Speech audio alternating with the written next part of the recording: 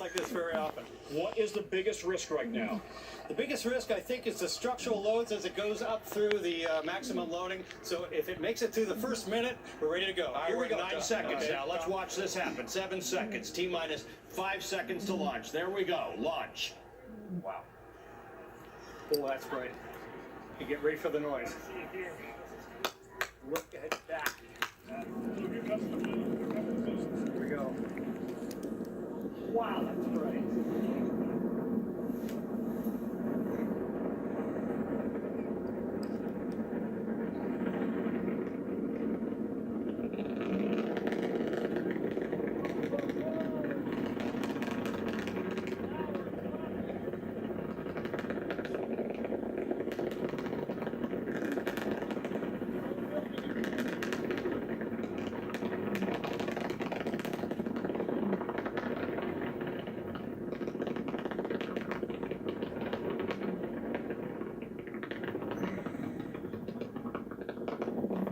I'll let you know what to expect. We are now coming up to 1 minute in space for this. At 2 minutes and 33 seconds, you'll see the side boosters separate. That is the first sign of success of this mission. If those side boosters separate at 2.33, you'll see that in the top corner of your screen. We're at 1 minute and 4 seconds. Let's listen in and watch to see the first sign of success of the Falcon Heavy. Maximum Q right there, Ali. If you can hear me, maximum Q. That's the maximum vibrations right now on that vehicle, and it continues to operate perfectly. All right, this is a good sign so far. We need to cross the 2.5 minute mark to see if that first separation occurs, and then 30 seconds later, we'll see the core separate. So we are now 1.5 minutes into this flight, and it has gone off seamlessly. What do we got there on the right, Tom? We got something coming down to Earth. 233, as you mentioned, is the next. We got to watch for those side boosters to separate perfectly. And at 307, the core and the second stage separate.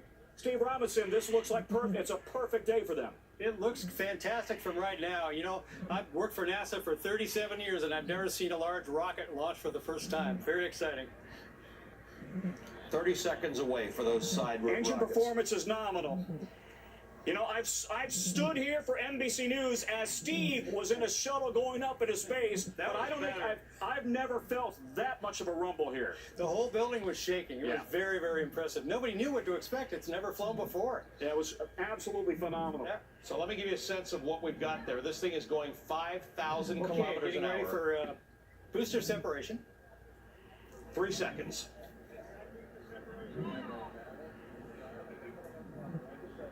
There we go, booster separation. And there you have history in the making. The booster rockets are coming off. The two have separated successfully.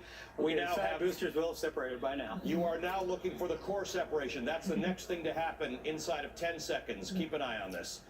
This is now 75 kilometers in the air.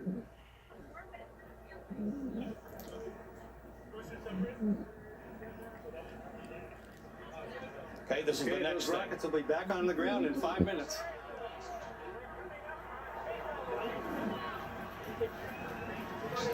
And that's it. You've got the core separation. There you go. Listen to the screaming in the background. Listen to the cheering. Wow. This could not have gone better, Ali. I mean, Elon Musk's team must be very proud. You can hear them now at their command center in Los Angeles. 9,800 kilometers in, at 9,800 kilometers, 1,000 kilometers an hour now. That's 600 miles an hour this is traveling. 6,000 miles an hour, I'm sorry, 115 kilometers in the air. We have had stage 1 and stage 2 separation take place successfully. Tom, this looks like a success so far. Steve, I don't think it could have gone any better. Do you? Everything down to the money, down to the second, has been right on the money for them. As far as we can tell, we're not looking at the numbers, but you know, the vision really speaks for itself. That rocket lifted up beautifully. We're supposed to see the side boosters land in about another 4 minutes or so. 7:58 into the flight. We expect those boosters of the rockets now to come back down to Earth, and we would expect to hear sonic booms any moment when they re-enter the atmosphere. Each booster will bring you 2 sonic booms as the shockwaves pass us. Yeah. Really tremendous. Are you likely to hear that where you are? Ali, that you can see.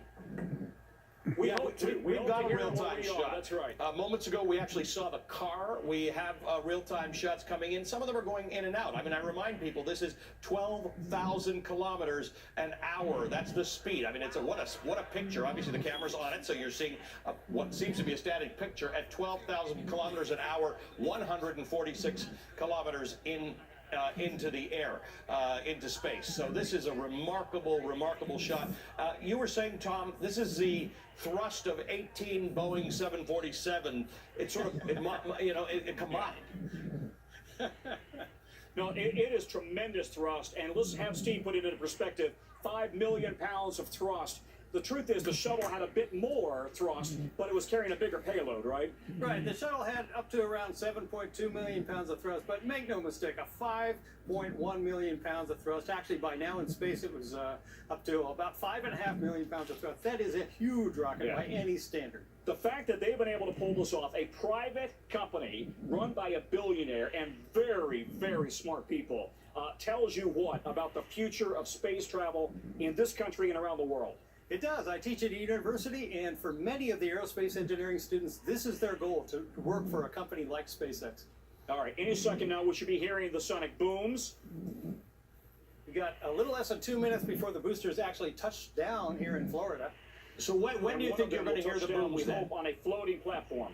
Right. The third one should be about 200 miles out to south of here. Steve, he's asking, how soon do you expect to hear the booms? What do you think? It should be just before landing, maybe just a few seconds before landing. And will you guys hear it where you are? Because it's so bright here, well, that's what we hope to hear, but because it's so bright here, we can't actually see the monitors, but we have people here.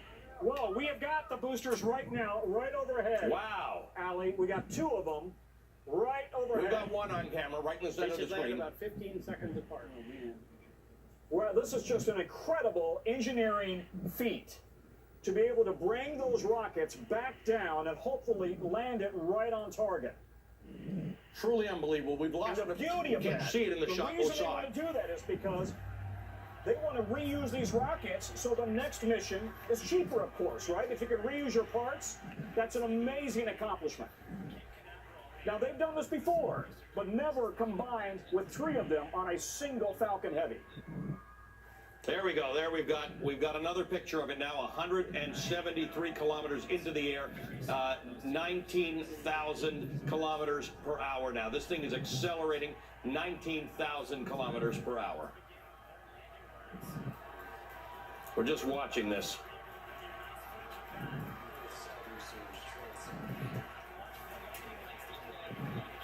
Well, we have not heard the sonic. Oh, now we see them coming down perfectly, right. Look at that. Wow, look at that. That's incredible. It looks like a science fiction movie. There you see, there it's getting ready to Witnessing land. one of the greatest engineering Look at that. Look at that. accomplishments They're that landing we have seen in decades. vertically. They are both down. Both rockets have touched down smoothly. 8 minutes into the flight. 8 minutes. You called it at 7:58. It is almost exactly on time. 4 booms. There are 4 booms. You heard them? We had them. We had them right here. It shook the whole building. Steve, you teach this stuff to tomorrow's astronauts or engineering experts. How big of a day is this? I just want to say congratulations to everybody at SpaceX. You know, you went through all of that school and all that difficult learning. This is the payoff. You're invigorating and exciting Hang the on, entire guys. universe here. I just want Way to go. They're flipping between a bunch of feeds here.